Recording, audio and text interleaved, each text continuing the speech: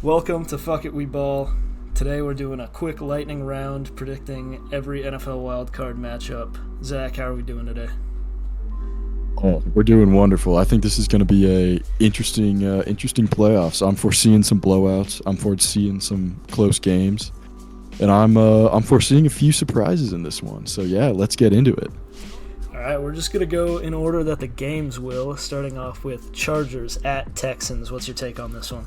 I think if you'd have asked me this in the middle of the season, I would have gone Texans pretty easily. Right now, I think I trust the Chargers a little more. The Texans' offense has really been falling off in the second half of the season. Some of that's due to injuries, but at this point, Nico Collins is back. I wish they'd be a little more productive on that end. And then the Chargers' offense has trended up through the season. Their O-line is not great, but improving. McConkey's been great. Quentin Johnson is less ass than he was his rookie year in the first few weeks.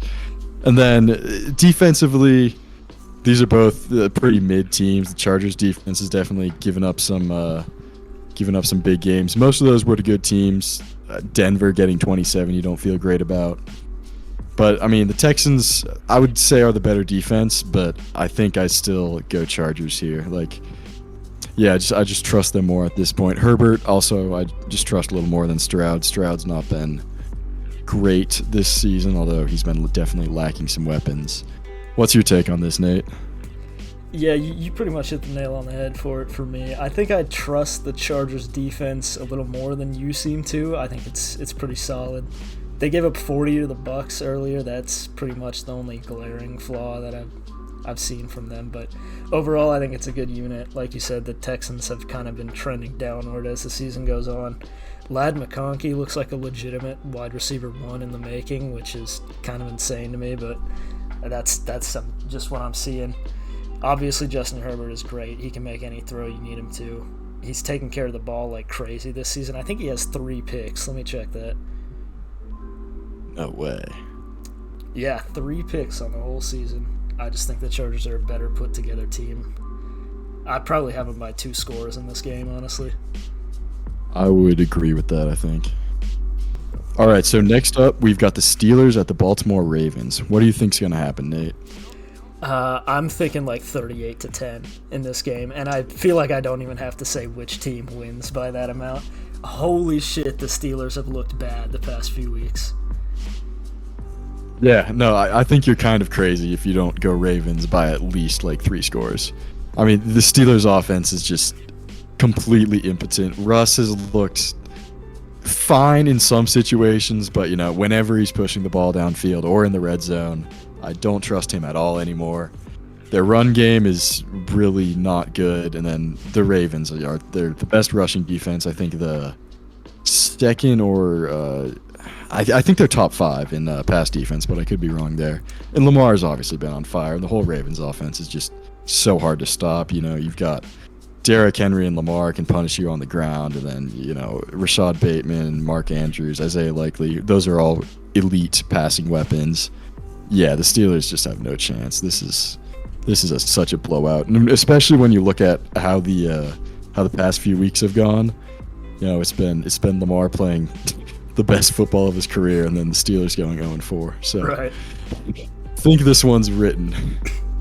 Yeah, I mean, basically all the same commentary for me. The Ravens have looked like probably a top 3 team in football since week 6, I want to say, and the Steelers have looked like not even a playoff team in the past few weeks. I feel like we're good to move on this one. Heading over to Buffalo, we've got the Broncos visiting the Bills. What are you thinking here, Zach? I'm going Bills here, obviously, but I don't think this is a complete blowout. I mean, we know the Bills' offense is just gonna, it's gonna do what they do. Josh Allen's, complete one-man offense, and then the skill positions have actually exceeded certainly my expectations, and I feel like a lot of the sports media as well. I mean, James Cook's been great. I think he's a 1,000-yard rusher this season. Yeah, like Khalil Shakir, Keon Coleman. Yeah, I mean, it's a very underrated rush attack there. And then Shakir, Coleman have been great, and then I think the Broncos secondary is good with Surtain and Riley Moss. I think they'll put up a fight, but definitely in the run game. The Broncos front seven is going to get pretty beat down. But I don't really trust Buffalo's defense. Like they're a mid-rush defense. They're a straight up bad passing defense. And I think I trust Denver enough to put together, take advantage of that. Like I think this is going to be probably a shootout. I think it'll be one of those like fake games where it's a one-score game, sort of into the mid fourth quarter, and then we see like a Josh Allen 90-yard touchdown drive. But I think this will not be a complete blowout. Yeah, I'm on a similar page here. The Broncos defense, in my eyes, is pretty legit. It's unfortunate that they're playing the Bills, which is just like a well-oiled machine on offense. I don't know that I trust Bo Nix in the playoffs at this point. I'd have to see it. Obviously, it's his first playoff game. I'm going to steal a talking point from Brett Coleman here, which is that the Bills have played the most snaps this season with 6 offensive linemen on the field. It was like 180 or something. The next closest team had like 120. And the Broncos this season have played against a lineup like that on 6 snaps.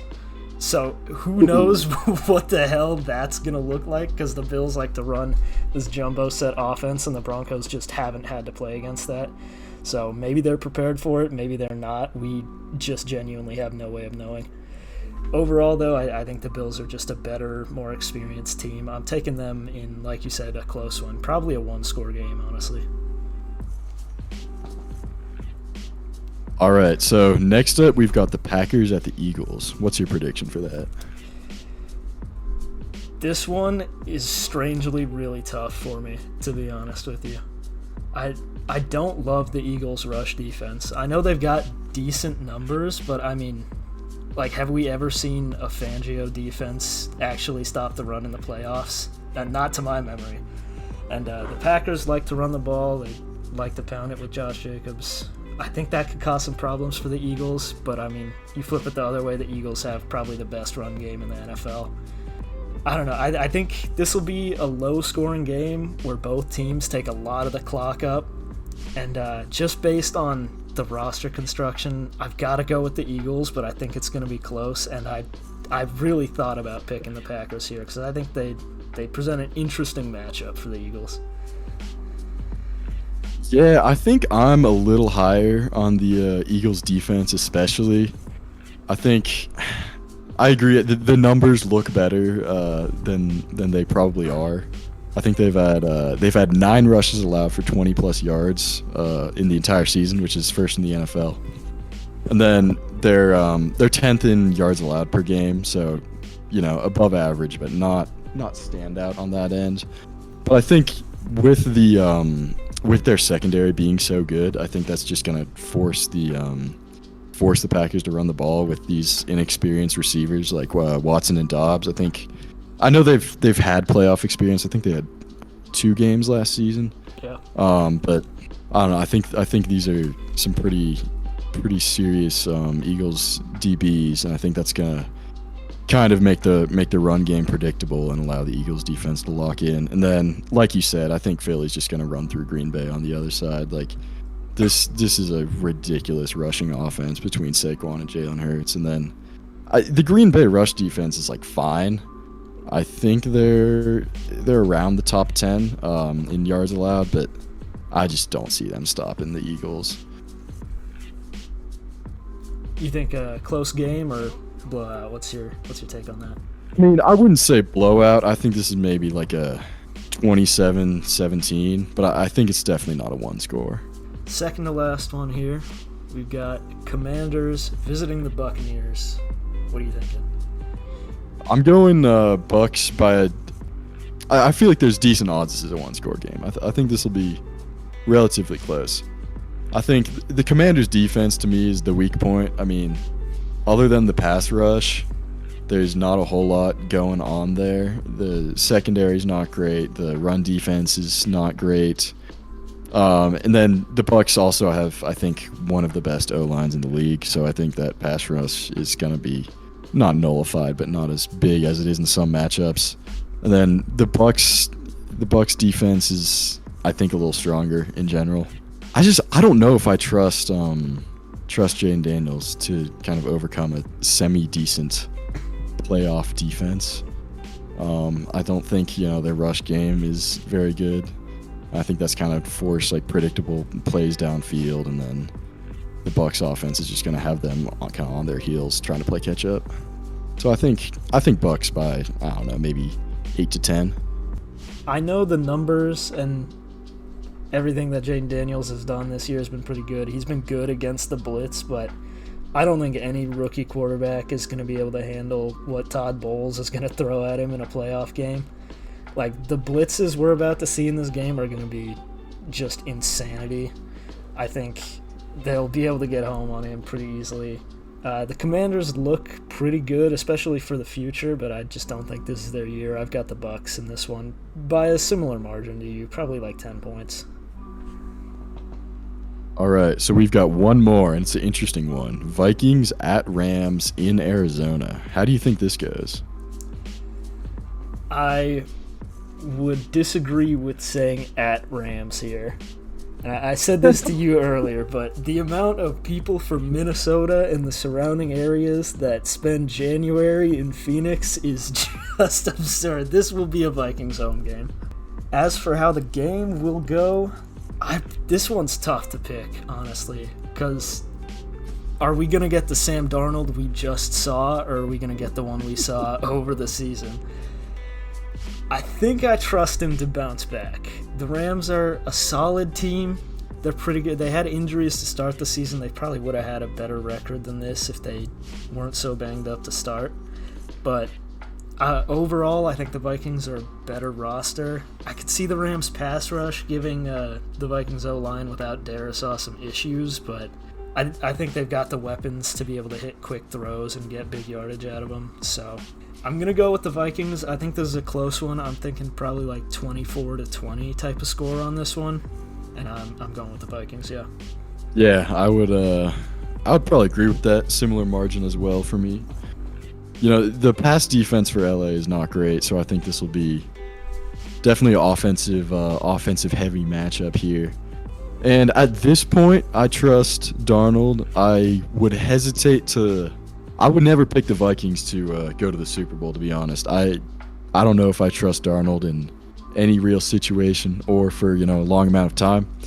But in the wildcard round against a relatively soft defense, I think he'll be able to, play around the same level as he was with kind of the, as we saw earlier in the season.